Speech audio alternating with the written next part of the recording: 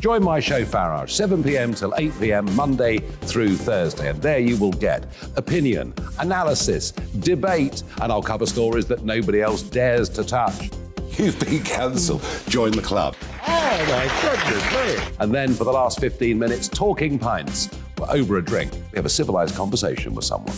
We very often disagree, but we do it in a grown-up way. Come and join me on Farage.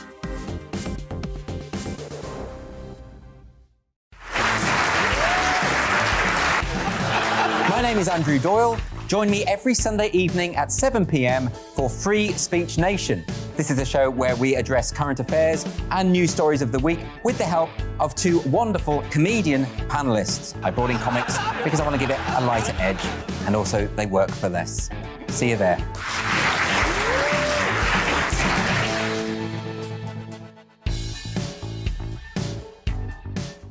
Hi there, it's Stephen and Anne. At breakfast from 6 a.m, you'll always be caught up with everything you need to know, the latest headlines, opinions and debates. We'll bring you the good news and the bad, but most of all, we're here for you. Remember, send in your views and let us know what you would like us to talk about. That's because we're your news channel. And every morning at 6 a.m, it's breakfast on GB News. I'm Dan Wootton. Join me Monday to Thursday from 9 to 11 for the feistiest and most fun news debate on TV, where free speech reigns. I'll bring you a sharp take on the day's biggest stories, bombshell newsmaker interviews, and A-list guests. And I guarantee you, no spin, no bias, no censorship, and no reason to go to bed. That's Dan Wootton Tonight, Monday to Thursdays from 9 on GB News.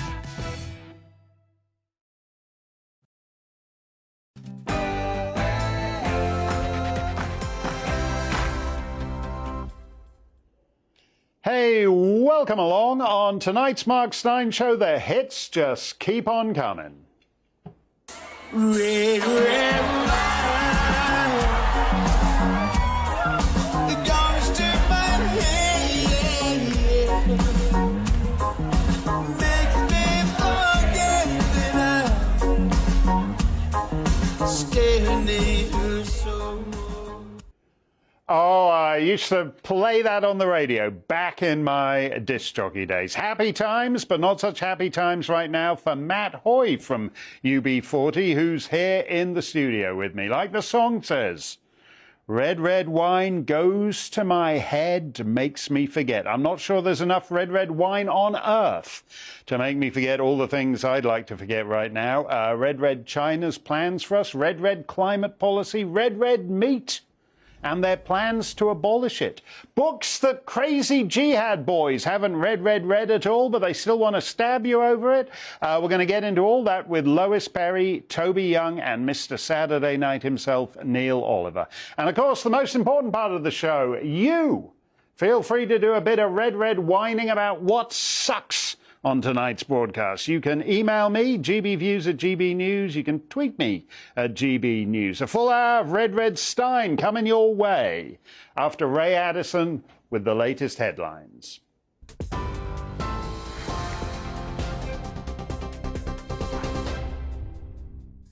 Thanks, Mark. Here's the latest from the GB Newsroom.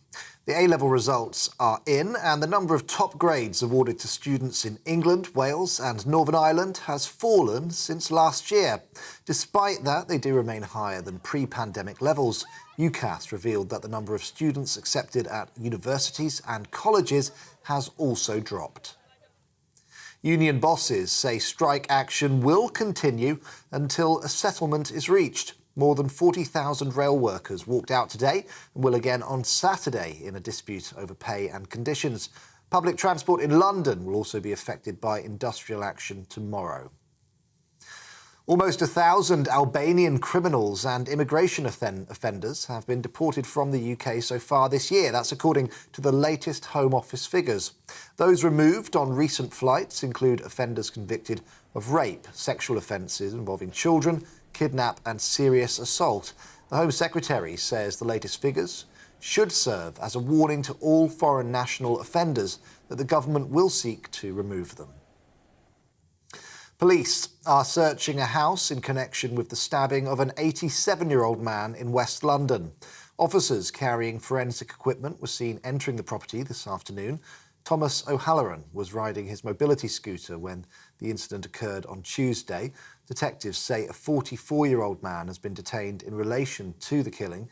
He was arrested at an address in Southall in the early hours of this morning.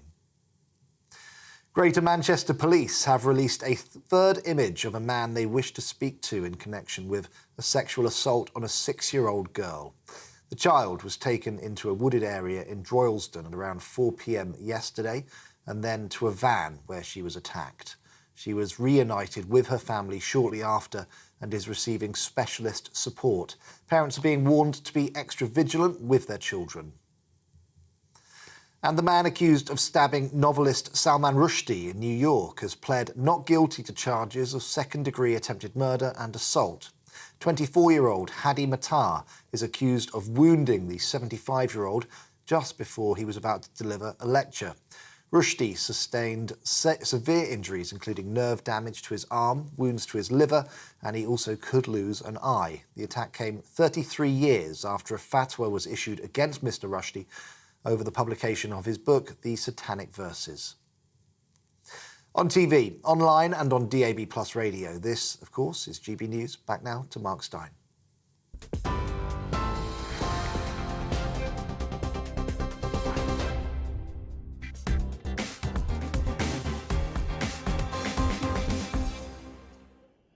Thank you, Ray. It's interesting to hear that guy plead not guilty in that New York courtroom when just a day or two ago he was talking about how surprised he was that Salman Rushdie is still alive after what he did to him. So we'll pick that up with Toby Young a little later. Ahead of that, let's take a quick tour d'horizon. That's French, but I'm thinking of doing the entire show in a foreign language twice a week to make it less depressing.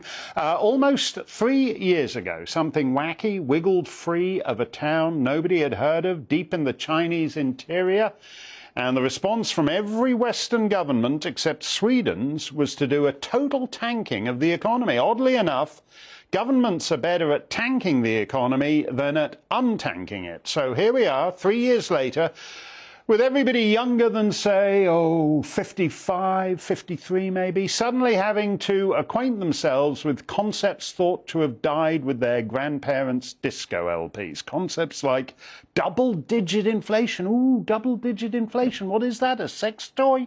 No, it's something that destroys your savings. Oh, that's okay, I don't have any savings. Well, it also destroys your wages. Do you have any of those?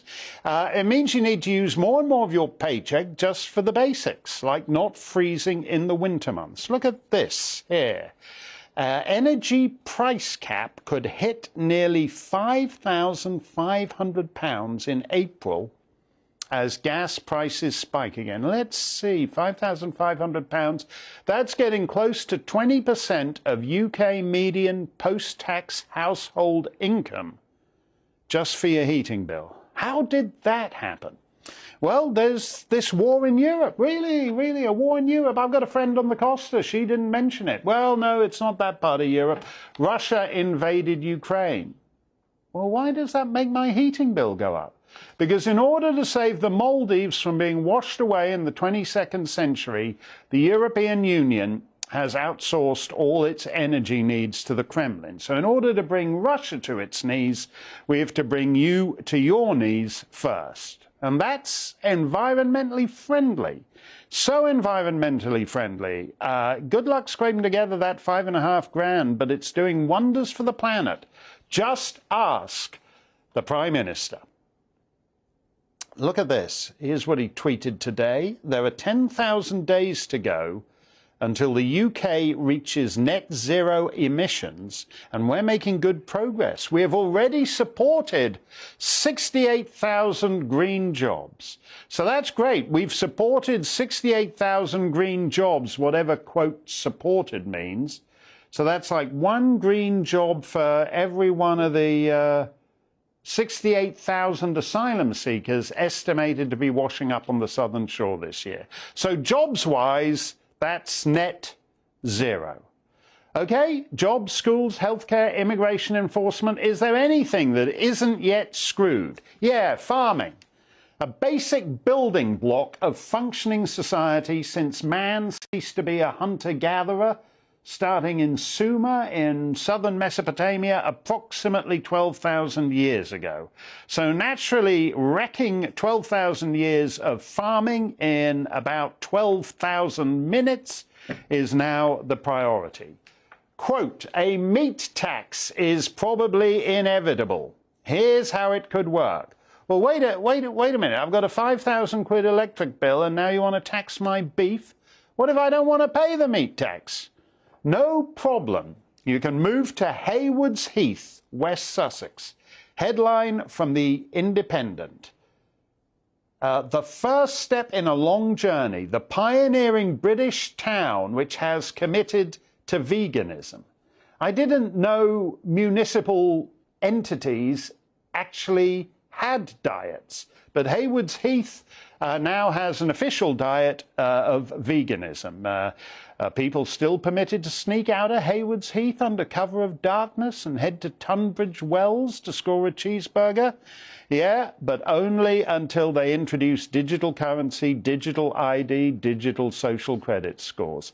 COVID dramatically constrained freedom of movement, freedom of speech, freedom of religion. The world caught a Chinese virus and as a strange side effect apparently wound up catching Chinese attitudes to core Western liberties. And because all of us went along with it, governments thought, oh, maybe while we're at it, we should just end the right to eat what you want and drive where you want and a whole bunch of other stuff too.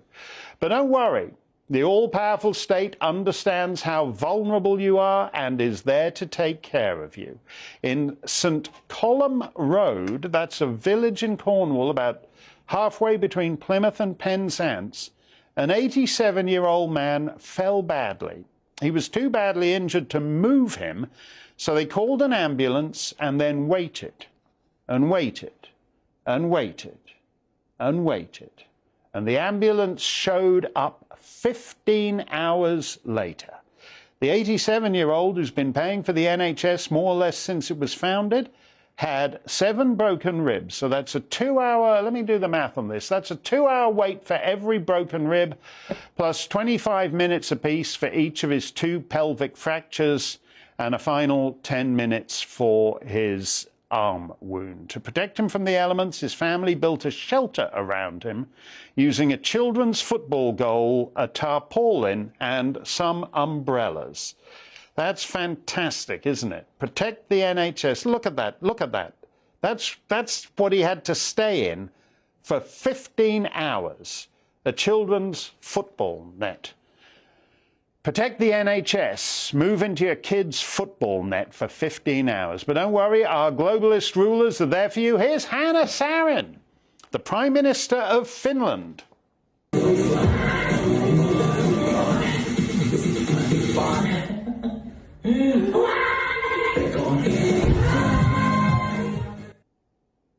That's her on the left. She is one funky Prime Minister. I certainly wouldn't want to see Boris Johnson or even Jacinda Ardern doing that. She might need some downtime in the football net, though. Neil Oliver is the Colossus of Saturday nights. Every weekend he does a monologue, and every weekend that monologue goes viral in every corner of the planet, but he excelled himself with last Saturday's monologue. It had been up to, like, I think 3 million views and nothing flat. Quite incredible. And Neil, it was a great monologue because it was a kind of an Occam's razor thing, that the most obvious explanation for why everything has been screwed is because our rulers want it to be so. 100%. That is the conclusion that I'm coming to. I think it's been too painful. People have, quite understandably, myself included, spent the longest time tying ourselves in knots, trying to make it make sense in terms of an understanding of a benevolent, benign authority that, whether it was Tory or Conservative or Liberal, had your best interests at heart. And it dawned on me at some point in the recent past that actually the easier explanation was to say, well, no, they no longer have our best interests at heart. And once those scales drop from your eyes, then so much of it becomes much more comprehensible, and you begin to see it for what it is, which is wholesale wholesale push by the state to take total control of our lives, our money, our diet, and everything else. Well, it is weird the way they're quite open about wanting us to lead poorer, meaner, ruder lives, just in terms of how we live, what we eat, where we go. They actually say, no, however good it was for you 20 years ago, 30 years ago, it's going to be worse for your kids now. I think that's indicative of what I think is a massive mistake that's being made by them, that I think they think it's all in place now, that the trap has all been assembled and we're in it. And I think they've gone off half-cocked. And I think they're wrong in that estimation. And I think in reality, I think a lot of their narrative is crumbling like, desiccating sand in a sandcastle on the beach, and it's about to fall apart completely. I think so. There's a terrible misconception, I think, on the part of those who think they have us in their clutches. But I think what we're looking at is there's always been unholy alliances between businesses and corporations and government, for each other's mutual back scratching. But I think we're seeing a particularly lethal iteration at the moment, because the added twist is that now governments are prepared to legislate to make the consumption of, or the submission to, the mission statements and the products of corporations. They're now making it almost mandatory. I mean, what a brilliant business plan, for example, for a pharmaceutical company, hypothetically, to come up with a new medical product, right, and then have a compliant government make it illegal to not take it. Ka-ching, ka-ching. And likewise, if you've got a corporation who, for its own reasons, wants to change the way we eat, that whole philosophy, wants to come up with plant-based or fake meat or highly processed product of one sort or another for which they hold the patent. If you've got a biddable government that will make it illegal to keep cattle, that will make it illegal to grow wheat and barley because they've taken the land away from the farmers, then again, the tills are going to ring loud, because people are left with no option. And something similar is happening with the climate crisis, in inverted commas, where it's now, there are building wind turbines, laying out fields of solar panels, switching people to electric cars, taking away gas boilers, replacing them with heat pumps. We're losing choice. We're even losing the right to refuse. Yes. It's becoming, the governments are legislating against us so that we can't even say, no, I actually prefer the old way, I'll stick with that, thank you very much. I'll keep some folding paper money in my pocket, and I'll have a gas boiler, thank you very much. But that option has been taken away. So as I say, I think we're now seeing an iteration of an old problem, which sees a perfect iteration of a business model that for governments and corporations working in concert is a beauty. Well, it's very weird, because it's attacking the most basic elements of life. I mean, I do believe that if they're serious about getting rid of the internal combustion engine by 2030 or 2035, as most countries are committed to now, Western nations, that means that there's going to be far fewer of us that have individual means of transportation. I think, to get back to what we were talking about at the top, about using Occam's razor and going for the simpler explanation rather than the more Byzantine, my wife said something to me ages ago now, which has become, it's a thought I hold in my head all the time. She said, it's not about going green, it's about going without. Right. And once you accept that, right, I see. So it's not about 30 million petrol or diesel driving car owners in the UK switching to electric. That's unfeasible. There's no way you can put the infrastructure in place to have the availability of that amount of electricity. So it's about most of us not having a car at all. Right. And once you start applying that logic, that you start understanding that there's going to be a lot less energy available to the likes of us, so that therefore our homes are colder or smaller. And we have to make all sorts of adjustments based around the simple fact that we won't have access to electricity. They're not going to replace the generation of energy that's been available via gas and coal and nuclear and oil. You make that mistake of thinking, they're going to replace like with like. No, they're not.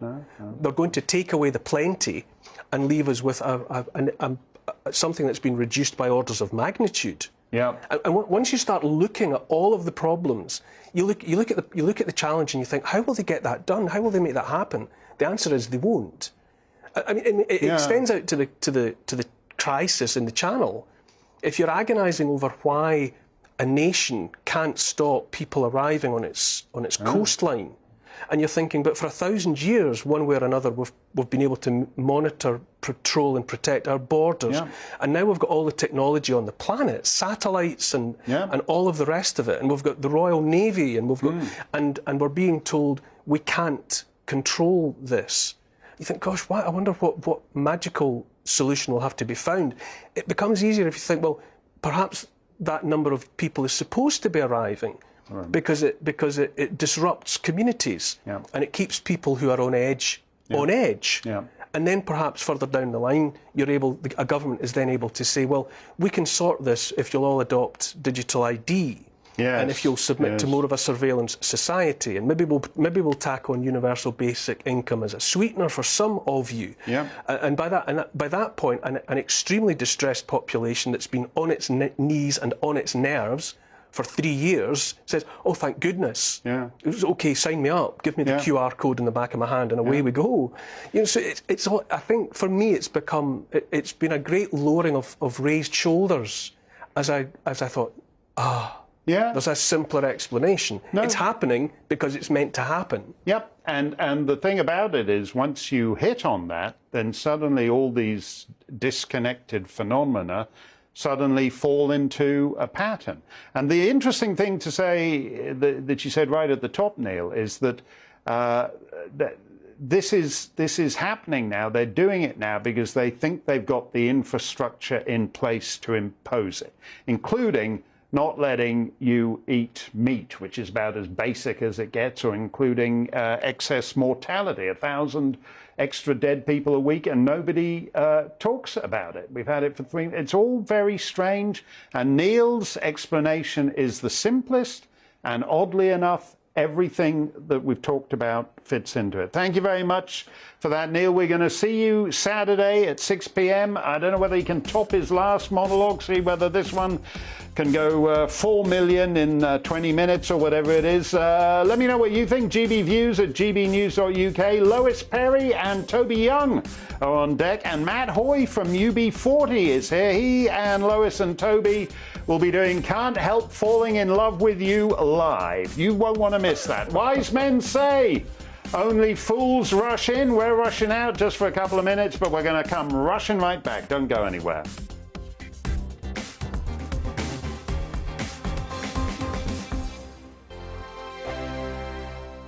Join my show Farage, 7 p.m. till 8 p.m. Monday through Thursday. And there you will get opinion, analysis, debate, and I'll cover stories that nobody else dares to touch. You've been cancelled. Join the club. Oh, my goodness me. And then for the last 15 minutes, talking pints. We're over a drink. We have a civilised conversation with someone. We very often disagree, but we do it in a grown-up way. Come and join me on Farage.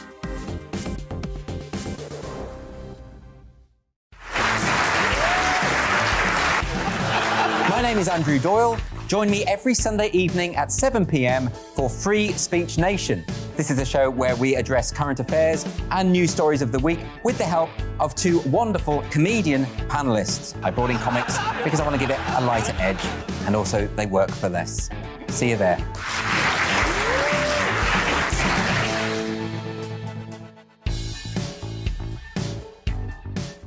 Hi there, it's Stephen and Anne.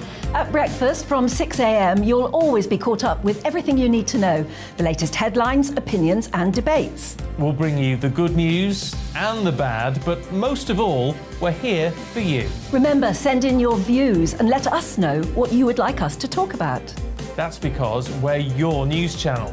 And every morning at 6 a.m, it's breakfast on GB News. I'm Dan Wootton. Join me Monday to Thursday from 9 to 11 for the feistiest and most fun news debate on TV, where free speech reigns. I'll bring you a sharp take on the day's biggest stories, bombshell newsmaker interviews, and A-list guests. And I guarantee you, no spin, no bias, no censorship, and no reason to go to bed. That's Dan Wootton Tonight, Monday to Thursdays from 9 on GB News.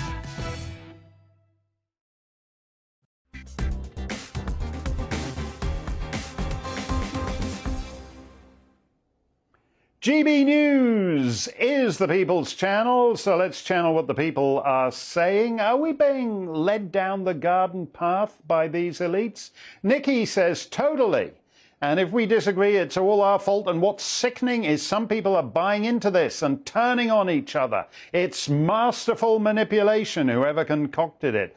Get Mental in the House, possibly not his real name, but Mr. Get Mental in the House says, but mama, the MSM and social network were calling and silencing people when this plandemic began. The conspiracy theories have turned out to be truth bombs.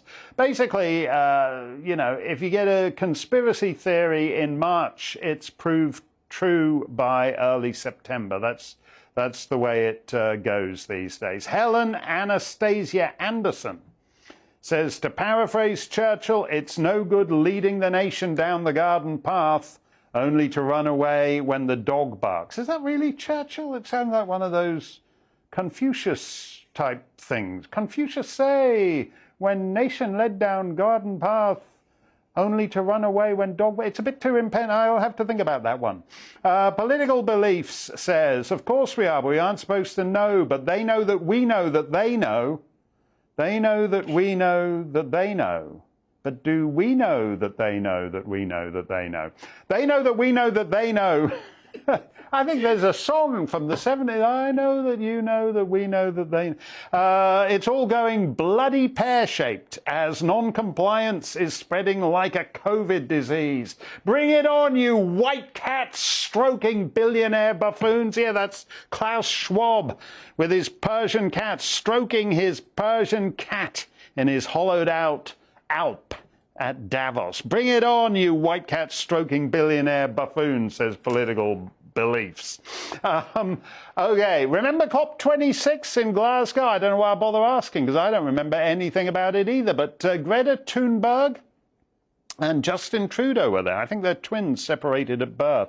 But I do hope Justin got to meet that new menstrual dignity officer the SNP has hired in Scotland, because let's face it, menstrual dignity doesn't get more dignified than Justin.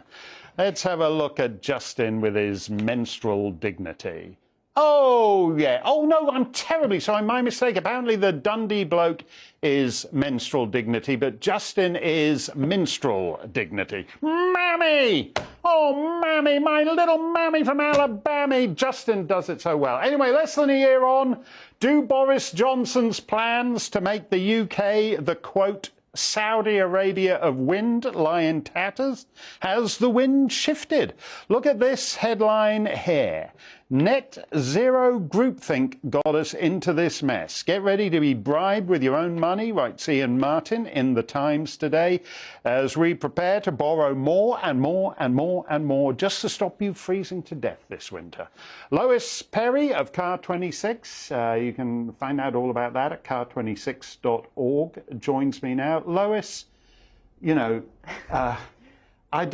there's no words, are there? No, why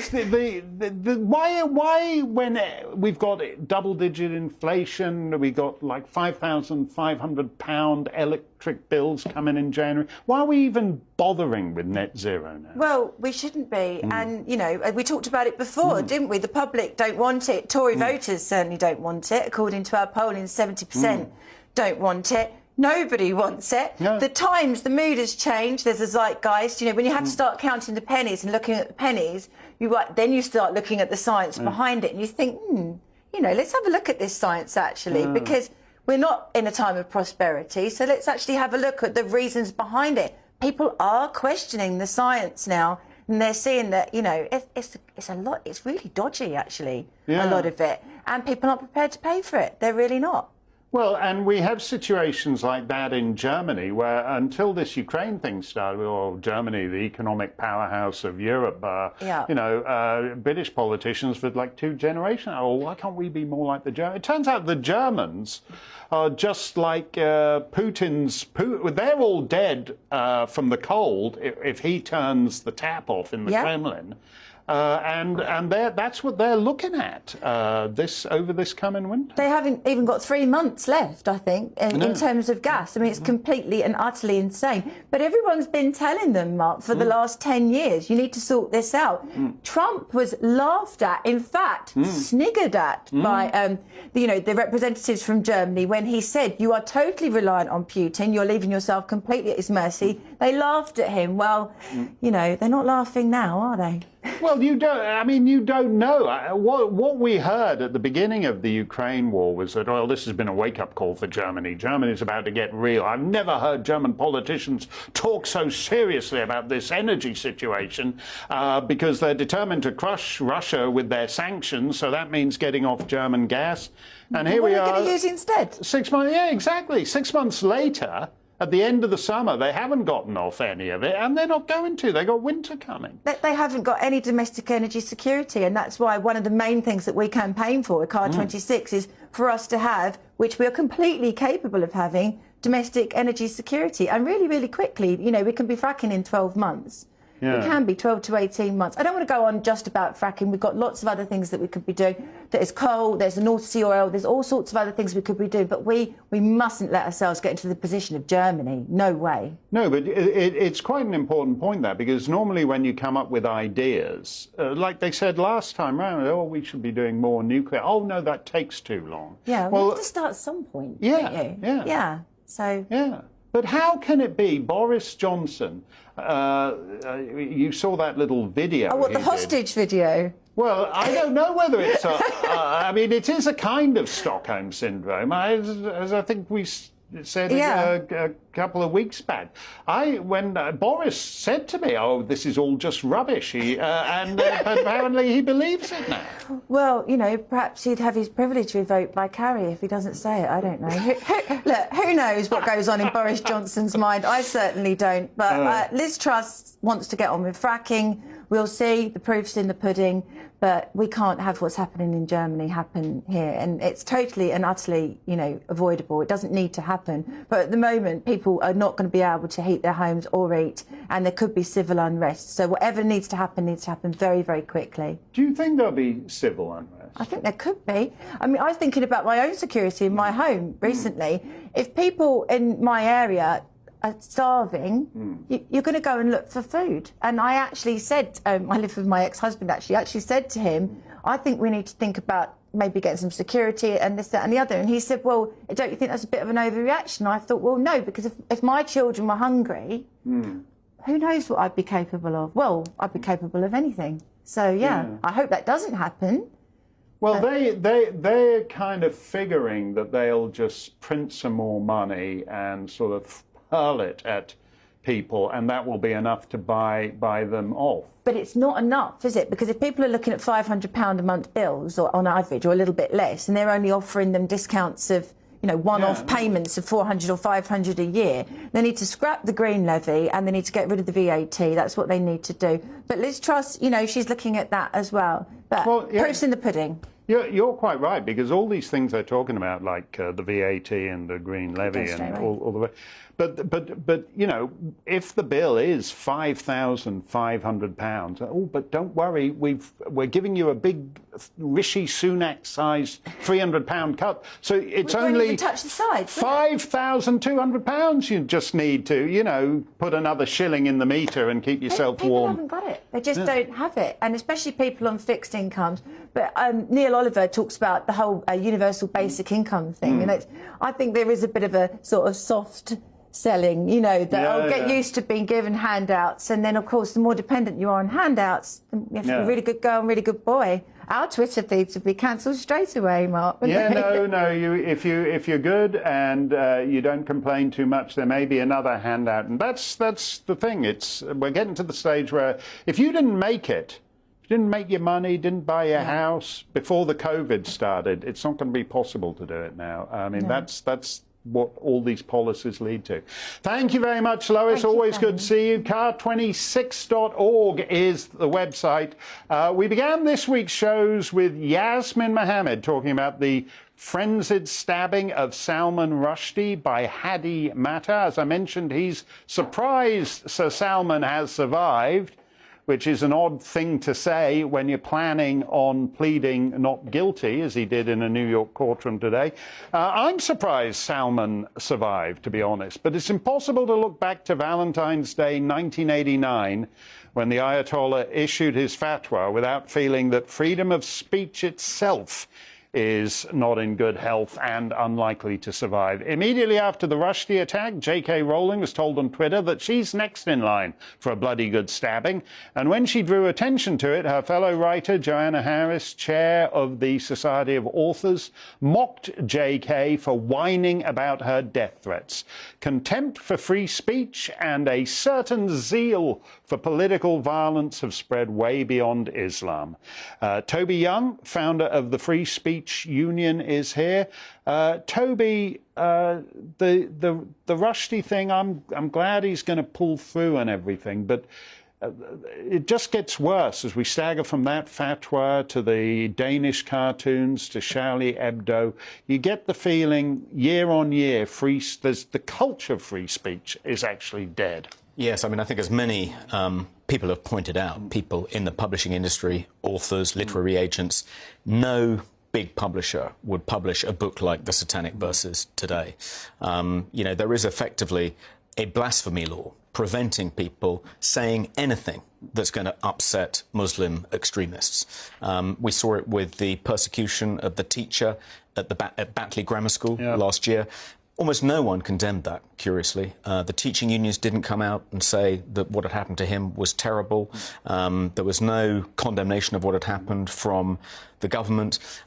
Every time something like this happens, the response is often mealy-mouthed, a little bit ambivalent. No one unequivocally condemns it. And when they do, you know, in this case, lots of authors, there's going to be a celebration, a solidarity event in New York tomorrow at the New York Public Library. Various authors are going to read from the Satanic Verses to express their solidarity with him. But the pretense that we don't have secular blasphemy laws in the publishing industry, which many of the authors expressing their sympathy for Salman Rushdie and saying how much they care about freedom of expression are completely complicit in enforcing, you know, thou shalt declare one's gender pronouns, thou shalt not commit the sin of cultural appropriation, thou shalt not misgender a trans person. All of these taboos completely hamstring the publishing industry, and they're perfectly happy to enforce them. So for them to come out now and condemn what's happened to Salman Rushdie and say that free speech is vitally important and it's one of the values we have to defend and stand up for. Well, what about standing up for it in your own industry when other, you know, when authors like J.K. Rowling are persecuted? Well, everybody knows. I mean, these publishing houses now, it doesn't even have to be anything about Mohammed. Somebody says, you know, 3 of the interns say they didn't like Woody Allen's memoir, and the thing is cancelled. Which happens all the time now on all kinds of things. There's no culture of free speech, and you get the feeling that the enemies of free speech recognise that, oh, we're going to have a library reading and we'll all read out a couple of paragraphs from Salman's book. Why don't they all, if they were serious, why don't they all say, OK, we're all going to write a novel about Mohammed, so there'll be 47 new novels about Mohammed. That's what it's going to take now, isn't it? A good example of the cowardice of the publishing industry and how things have changed since 1988, when The Satanic Verses was published, was the cancellation of Julie Burchell's book last year. Oh, yes. It was a book in which she attacked kind of woke dogma. But that wasn't the reason it was cancelled. It was cancelled because she got into a Twitter spat with Ash Sarkar, the woman who declared she was literally a communist on the BBC. She supposedly in the course of this Twitter spat, insulted the Prophet Muhammad. And Ash Sarkar claimed that she had in some way libelled her. And because of that row, which was eventually settled, Julie's publisher decided not to publish that book. And the Free Speech Union had to step in, hire a lawyer, get her rights back and her advance back, find her another publisher. But it was a good example of how publishers now aren't willing to take any risks at all. If they think there's any chance that there'll be protests from Muslim extremists in particular, they won't touch it. No, you're absolutely right on that. The other thing that's changed is that, you know, Rushdie didn't particularly care for the defence made of him in the 80s when chaps like Sir Geoffrey Howe were saying, well, we don't really think that foreign governments should be putting a bounty on the heads of British subjects, and he wanted something a bit more full-blooded than that. But now the successors to Geoffrey Howe are passing an online harms bill creating dubious categories such as, quote, legal but harmful. Yeah, it's the online harms bill is a census charter. I've been campaigning against it. The Free Speech Union has been campaigning against it now for almost since its inception. And it has at least been put on hold while the Conservative leadership election unfolds. And both Rishi Sunak and Liz Truss have said that they're going to look at Clause 13, which is the clause referencing legal but harmful content. But I'm not that confident that they'll ditch it in its entirety, which is what they should do. I mean, that clause. I think that there'll be some Weasley compromise, but there'll still be some things which it's perfectly legal to say offline that'll be prohibited online. And it's not as if the social media companies, the big social media companies like Facebook, Twitter, YouTube, need any encouragement when it comes to censoring, you know, mildly dissenting, contentious views. I mean, that's where the blasphemy laws are in our contemporary society, secular blasphemy laws that are enforced across the internet. A decade ago, a Canadian cabinet minister said to me during my own difficulties in this area in Canada, as I was complaining, he wasn't interested in doing anything about it, and he said there's no constituency for free speech. And he was a little ahead of the game, but it's like that now, isn't it, for sort of everybody under 27, 33, 48?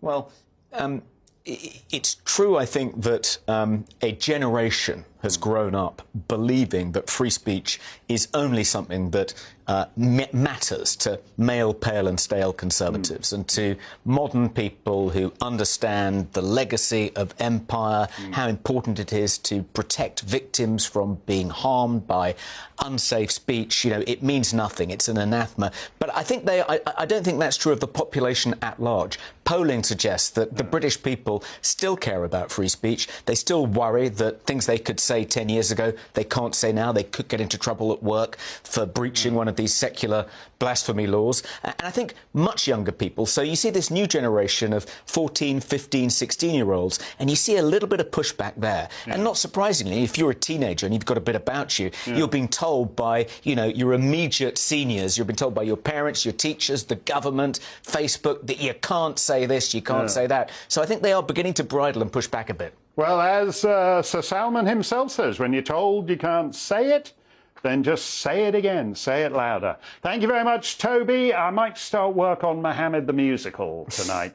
Stump the Steyn Loons, GBViews at gbnews.uk, plus Matt Hoy. He's sung all over the world with UB40, but not anymore. We're going to find out why. Don't touch that dial. We're coming right back.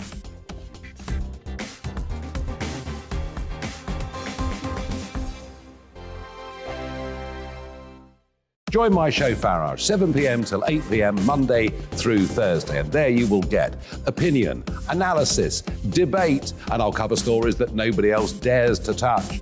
You've been cancelled. Join the club. Oh, my goodness me. And then for the last 15 minutes, talking pints. We're over a drink. We have a civilised conversation with someone. We very often disagree, but we do it in a grown-up way. Come and join me on Farage.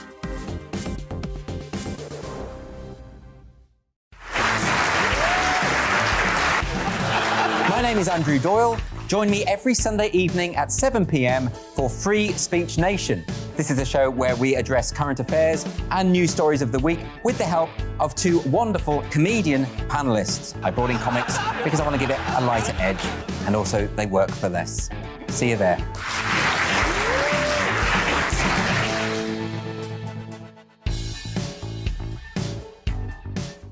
Hi there, it's Stephen and Anne.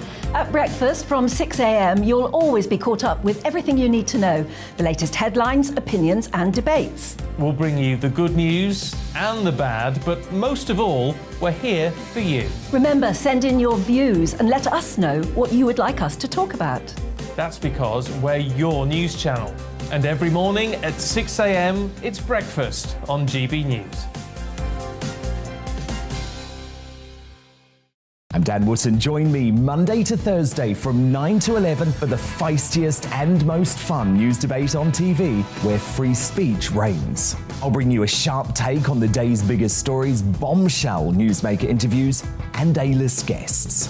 And I guarantee you, no spin, no bias, no censorship, and no reason to go to bed. That's Dan Wootton Tonight, Monday to Thursdays from 9 on GB News.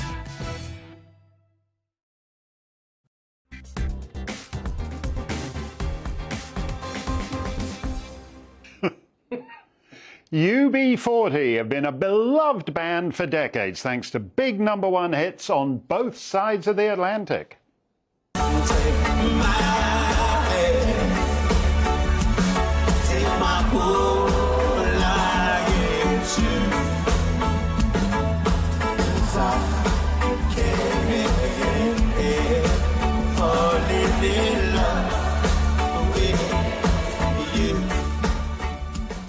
They can't help falling in love with you, but sometimes they fall out of love. As all their fans know, UB40 got their name from the government form you filled in at the dole office, the labour exchange in the bad old days of mass unemployment. UB40, Unemployment Benefits Form number 40. Hold that thought, because UB40 is now issuing its own layoffs. My next guest, Matt Hoy, joined the band over a decade ago as a vocalist. He was on stage in that clip you just saw from Rotterdam, I think it was, in 2019. Matt has a few cardiac issues that were made worse in a flu shot he got the same year as that Rotterdam gig. So when the COVID vaccines came along, he was advised by his GP not to get it. Taking his risk factors into consideration, says Dr. Shireen Saleh, along with his medical history and history of an adverse reaction to a previous vaccine, the risks outweighed the benefits. Alongside the fact that the vaccine does not confer protection to others, there was no need for him to have the vaccine for the sake of his band members. Wise men say only fools rush in, and a lot of fools rushed in to get jabs they should not have got. So Matt has a medical reason, confirmed by his doctor in this statement, not to get it. But that wasn't good enough for your comrades in UB40, Matt. Unfortunately not, Mark, no. It's, I mean, going back to that the whole time, you know, it was mid-2021, coming out of lockdown. I had a message from the Musicians Union. It was about, you know, live music. It's about to come back. We're all good. Let's get out there. And so that, for me, I suffer from depression and have done since my mother passed away when I was 25. You always have to have goals. Everybody with depression has different ways of dealing with their situation. Obviously, I had mine. So that was like a goalpost for me to reach. And then when I received the message, it was like fantastic. Right. Then I received a message via WhatsApp from Trinifold Management, who look after UB40, basically saying, this is it, we've been kind of given the green light, we can go for it, but we stipulate that every band member has to have the vaccine to continue working. We see this is the only way forward. We can't continue touring or earning money unless each and every band member has the vaccine, so we can move forward. The band knew my situation health-wise. I've had this for quite some time. I mean, I was hospitalised in Dundee before a show, right. So they know the situation. It was really unfortunate to receive those messages in the way that you kind of build up a relationship with these people. You know, they're kind of, when you've toured so long for 10 years, 11 years, they become your family. And I didn't even receive a phone call, no voice message, no nothing. It was all done in text. So to gain clarity on it, I think it was around June time, I just said, look, unless I have the vaccine, I'm obviously no longer permitted to perform with the band. And they said, no, that's correct. How do you feel about that now? We now know, because we see it with world leaders, every Joe Biden, Justin Trudeau, you can have as many jabs as you want, half a dozen, and you still get the COVID and you still infect people with the COVID. So there's no science behind this policy. Are they still wedded to it? Well, ironically, after I kind of was given notice, the band had a show in Leeds, which they had to cancel because 2 of the band members who'd had the vaccine tested positive for COVID. Yeah. My situation with the whole vaccine, listen, I've been in this band for 11, 12 years. I've toured the world. I've been to places where I've had to have hepatitis, yellow fever, malaria, you know, more than once. So I was never an anti-vax. No. So I had the flu vaccine. I mean, I had a cardio version, which is to put my heart back into rhythm. I have an irregular heartbeat. My doctor advised me to have the flu jab because I was vulnerable. 2 days afterwards, I had a growth on my lymph node, and that threw my heart back out of rhythm. So there was no way I was going to risk having this vaccine just so I could go back on the road. This isn't quite the same as, you know, giving up some kinds of jobs. I mean, when you're on stage, there was a huge crowd in Rotterdam. Yeah. And when you're on stage singing those songs they all love, like Red, Red Wine, do you miss it? Is there like a hole where that part of your life was? Of course you miss it. I was hired by Ali Campbell and the management to perform these songs. And listen, UB40, the legacy they have is phenomenal. And to be on stage with that and perform Red, Red Wine every night, knowing what's to come, was a privilege for me. And I do miss it. But I won't put my life on the line just to sing Red, Red Wine. Are you surprised? Van Morrison made this point. He was complaining at one point that the only other guy, apart from him, who was interested in getting the music business back to normal was Andrew Lloyd Webber. And Van Morrison said that, you know, we're talking about rock music, pop music, which for 70 years now, since Rock Around the Clock, is supposed to be countercultural, edgy, transgressive. And on this thing, it's basically pure compliance all the way. Not edgy, not transgressive, won't do anything. Yeah, I mean, for me, the politics of music, it has been a thing over the years. I think for me, this was more principles than politics. No, but I meant from the point of view of the music industry. The music industry. So we don't care whether you're post-thrash, metal, or whatever. You've all got to do things the same way. Absolutely, and it's a lot of musicians and bands that I thought would actually stand up to this as well. I can name you 5 bands on one hand that have actually stood up. The Freds, obviously, being one of them. They're good friends of mine. Ian Brown, and as you say, Van Morrison. But listen, that's a handful of people. But the main reason I kind of took this stand and wanted to do this was because on my Facebook group, during the lockdown and coming out of the lockdown, it turned into a community page. And I always used to ask people every day how they were doing, and people used to interact between themselves, even when I wasn't on there. And towards the end of it, I started getting messages. I'd ask how they were doing, and it was, well, yeah, I'm okay, Matt, but I've had to hand my notice in because I've got 10 days left because they said I've got to have the vaccine and I'm not prepared to have it. So, you know, I've been there for 15 years, but I've got to say goodbye to the job I loved. So I kind of felt a bit of, I connected with these people, and the whole group still is a community. So if I can put the word out there that people are doing this, you know, obviously in healthcare, and they're doing it in the entertainment industry as well. It needs to stop. It needs to change, because mental health is a serious issue. All these people that haven't been involved, you know, in COVID, or they're suffering. These people are suffering mental health.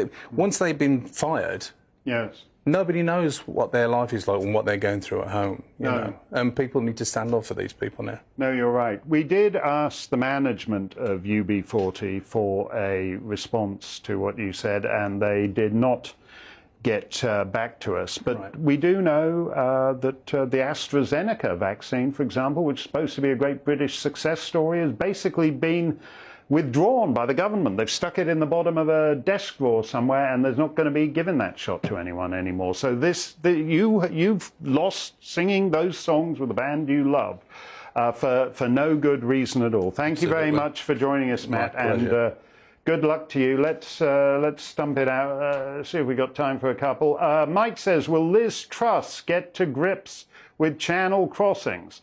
As we talked about earlier in the week, there were fewer than 299 in the year 2018. Now we get twice that in a single night. So someone's going to have to do something, because otherwise the whole of southern and central England, Matt is from Birmingham, the UB40 is a Birmingham band, Birmingham is going to be Afghan by about 2027 if they don't do something about this. And those Afghans, they don't like Can't Help Falling in Love with You. It's not one of their favourites. He's going to have to learn a whole new repertoire. That's going to do it. Dan Wooden's here to thump you Thursday. What you got, Dan? Great scoop with Matt. What a good man he is. And I would say that is the loss of UB40. You know, I think a lot of people are going to be turned off UB40 after that.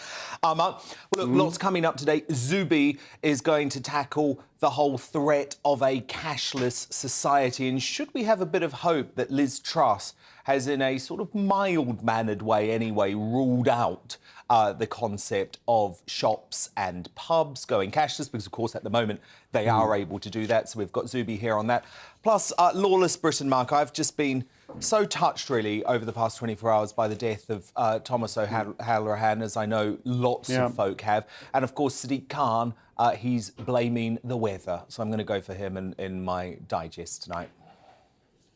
Oh, you should do. That is an absolutely barbarous act. It's the kind of story that shames his city. Terrible story, that. That's all with Dan, the best late-night show on British television. It's all coming up after the weather. Stay safe, stay free. Hello again, Aidan McGivern here with the latest forecast from the Met Office. Showers for many over the next 24 hours, widely across the UK overnight, and then clear spells away from the showers and turning drier across southern areas by early Friday. Now, a weather front is currently crossing the UK. That's brought cloud and some rain to places during the day, and, well, that does tend to sink southeast overnight. So rain increasingly turning showery as it pushes into the Midlands, East Anglia, southern England through the night time. Clear spells to the north behind the rain, but further showers into central and western Scotland as well as Northern Ireland. Breeze picking up here, but away from the breeze, single figures in some sheltered parts of Scotland, Northern Ireland, Northern England overnight, whilst it stays relatively mild in the southeast. 17 Celsius here first thing, but some lively rain about as well, perhaps even a few thunderstorms early on for Cambridgeshire into Norfolk, Suffolk and Essex. They clear away, and then, well, by the afternoon, for much of the southern half of the UK, it's sunny spells and light winds, 22 to 26 Celsius. For the northern half of the UK, a cooler feel, because here we'll have a breeze, we'll have a bit more cloud, and we will have a scattering of showers. Those showers then ease away during Friday evening, and clear spells are expected for many until around midnight. That's when the next area of rain and the winds strengthen as this rain arrives into western Scotland and Northern Ireland. So coastal gales around western Scotland, and a milder night to come in the north, but further south, clear spells away from western coasts and temperatures in some spots down into the single figures. Plenty of sunshine around for the Midlands, southern and eastern England first thing Saturday. Showers sink into northern England and southern Scotland through the day, staying breezy in many places and feeling on the cool side. Sunday starts dry and it remains dry in many eastern areas, with rain turning up in the west later.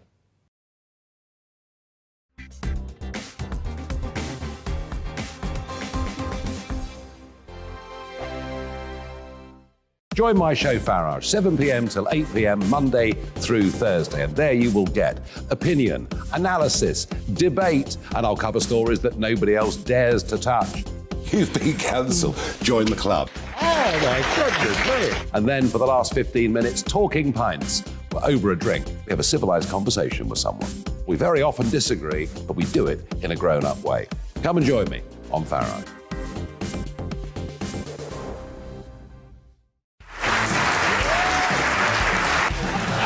My name is Andrew Doyle. Join me every Sunday evening at 7 p.m. for Free Speech Nation. This is a show where we address current affairs and news stories of the week with the help of two wonderful comedian panellists. I brought in comics because I want to give it a lighter edge, and also they work for less. See you there.